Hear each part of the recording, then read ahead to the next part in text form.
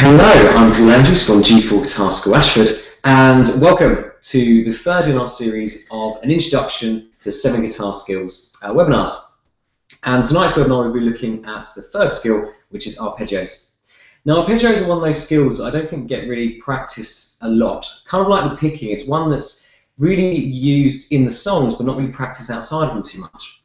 The problem with this kind of approach is as soon as we hit a song with an arpeggio in it, we then have to practice the skill as well as try and learn the song at the same time. Again, the G4 way is trying to work on the skills outside the songs. When it comes to playing the songs, the technique's already in place, the skill's already confident, so you can just get straight ahead with playing the song. You don't have to learn and develop your skill and learn the song at the same time, which just means you get a bit bored, a bit kind of discouraged, because it's going to take obviously a lot longer. So yes, arpeggios.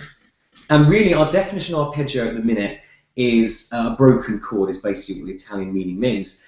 And this is simply going to be just picking notes from a chord. That's our simple kind of beginner definition today. We will look at it more advanced in other webinars, but at the minute we're just going to look at it as just taking notes from a shape. And there's really two types of arpeggios we're going to come across, a melodic and harmonic arpeggio. Now, a melodic, as the word kind of suggests, is where you're going to create a melody or tune, or a single note kind of line from the arpeggio. A typical good song example of that would be something like Van Halen. Ain't Talking About Love. Where each note is sounded one at a time to create the riff. The other very common type of arpeggio is harmonic, where we're going to play the notes for chord but let the notes ring out. So they create the harmony, they create that texture of the full chord. So they're really the two types that we're going to be looking at, melodic and harmonic. But for the very first thing we're going to start doing is start looking at technique. And just as we did with the picking, we want to isolate the right hand. We want to forget about the left hand for the minute, put that away, and just focus purely on the picking.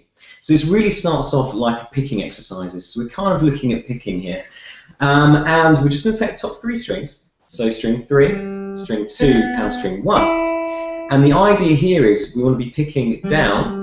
So we're obviously going down towards the floor, but the main difference between picking exercise and arpeggios is we don't want to alternate. You don't want to be picking down then up. So you'll be picking down on the G string, up on the B string, and we've just played an up on the B string, which takes us this way, when actually we'll be going that way to play the E string. So by alternating, we end up going in the wrong direction. So we want to be picking all in the same direction, basically. You want to pick towards the string you want to play next. So if we play the G string as a down, we're en route then to the B string. If we play the B string to a down, we then carry on towards the E string, so string 1. Problem is we pick the E string down, we then keep going down towards the floor. We then want to come back and return. So we're going to pick down on the G, down on the B, up on the E, up on the B. So we pick in the way we want to travel, basically. That's a big definition or big difference between picking and arpeggios, is really the directions we're going to do it. So we're picking towards the string we're going to play next. That's the first technique we want to focus on. We're practicing the arpeggios and making sure that we are picking in the right direction. So that exercise, just using the G, B, and E strings, down, down, up, up. So down on G, down on B, up on E, up on B. The next thing that's quite important is trying to get a smooth sweeping action. So we don't want to be picking, stopping, stopping. We want the hand to be constantly moving, so it's a real fluid motion across the 3 strings. We aren't stopping or hesitating, because that will then translate the music. It will sound hesitant, it will sound disconnected. We want the nice, smooth, say, fluid motion. The third and final thing we want to look at really is trying to get all the notes sounding even. So as we're picking through, we haven't got a loud note, quiet note, loud note, quiet note, loud note. Try and get them all the same level of volume. Again, it's so important to really focus on these 3 ideas in these kind of very beginning stages, because if you don't get your arpeggios even, if you haven't got a fluid movement, a few years down the line, your arpeggios will still be like that. So we've got to really crack that basic technique now, and then they will always sound good. So they're the main things. Just to recap, picking towards the string you want to play next. We want the smooth, sweeping motion, so we don't want to be stopping and hesitating or resting on the other string. That's something that's quite common. You pick the string, and then your pick comes to rest on top of the next string.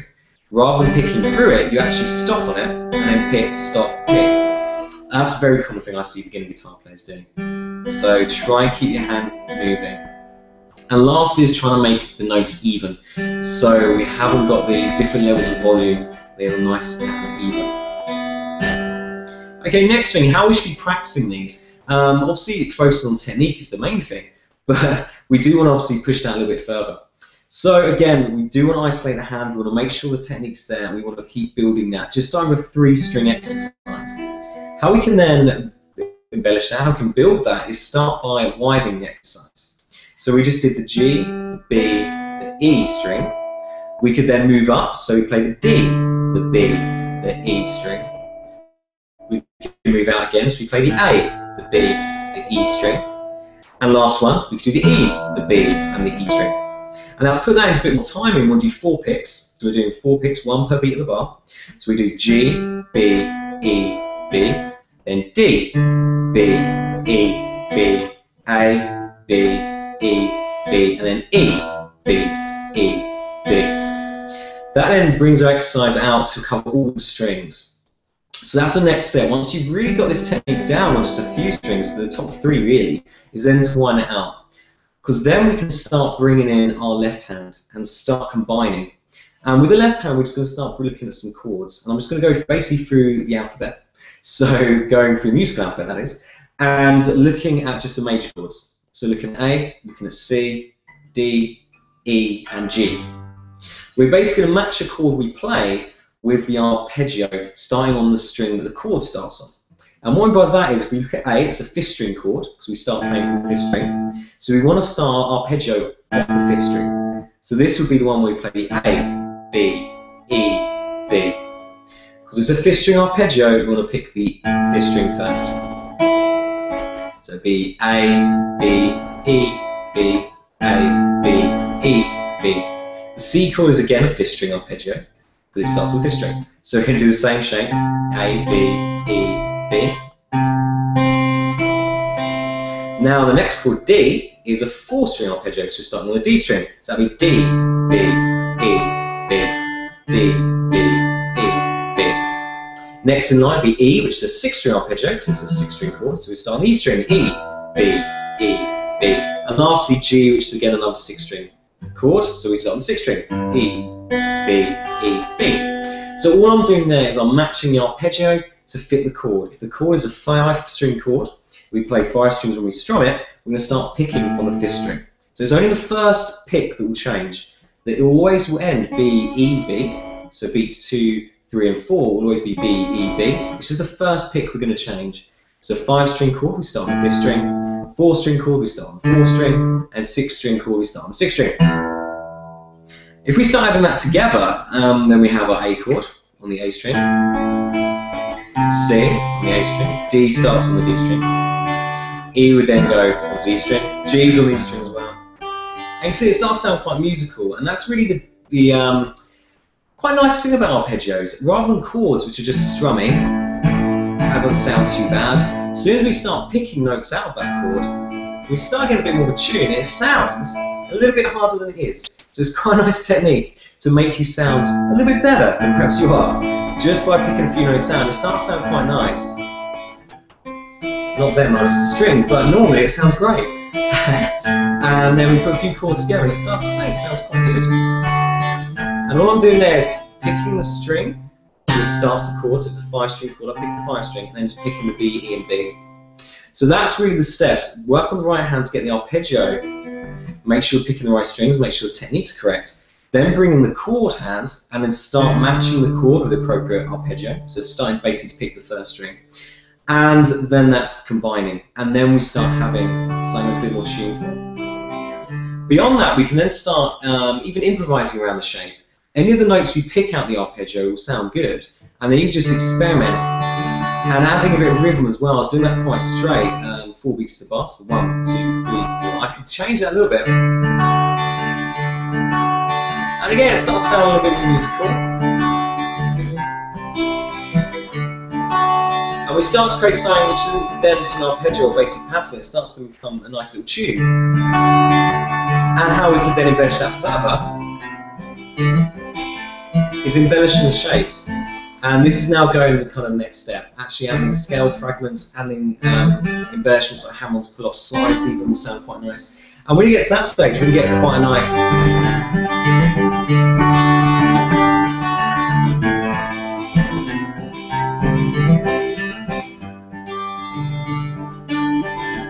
it starts out quite funky when we start mixing the chords, bringing the embellishments. And so you can see you can get quite far with arpeggios. Start very simple, but build, and we get quite nice, intricate kind of sounds, chord melodies, and yeah, it works really well. So just to recap, for the technique, we want to really start by isolating the right hand. We want to focus on picking directions, make sure we go in the direction of the next string.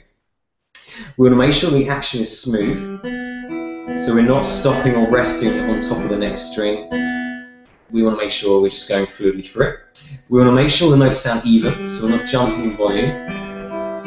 And when it comes to practice, we want to start off by making sure the technique's secure, then start widening out what we're picking. So we're picking G, B, E, B. We then move up to the D string, D, B, E, B. Then A, B, E, B, and E, B, E, B. It's just winding out the picking directions. Also, it makes it harder because we're jumping or skipping strings, so it does make it a bit tough. We can then obviously bring the metro. That's one thing I didn't miss out a minute ago, which will then make sure we're doing it in time. So when it comes to playing along with a band or you're jamming with someone, or even playing along with a song, your timing is going to be secure. So make sure you're always practicing with metronome. Again, I will do a webinar in the future all about basically that. Best sort of practices or practice techniques, and metronome will feature very highly on that. But yes, bring it in, try and play along with that. And then start combining. So once you find right hand secure, you are jumping strings and you're doing it confidently and accurately, and then bring in the left hand, bring some chord shapes, and start matching the correct picking to the correct chord. So it's a 5-string chord like C or A, you start from the A string. It's a 4-string chord like D, D string, 6-string chord like E or G, 6 string. Then you can start embellishing the rhythm and embellishing the shape by adding in these scale fragments and these, say, Hammond's pull-off slides, bends, these more lead kind of techniques to make it sound a bit more interesting. So yeah, so there are arpeggios in a nutshell. I say very, very basic at the minute, really just trying to work on getting them off the ground. And I say in future episodes we will look at how to take that kind of step. I do say that, but there is quite a lot there anyway, so as we start embellishing them, there's a lot we can do there. So, next week we'll be looking at scales, which will also be number 4. So if you haven't already, follow me on Facebook, which is facebook.com/G4GuitarAshford, and I'll post up the link and whatnot to get into the next one, so you can subscribe and watch that one. So yeah, so I'll see you next week for scales, and yeah, I'll see you then. Cheers!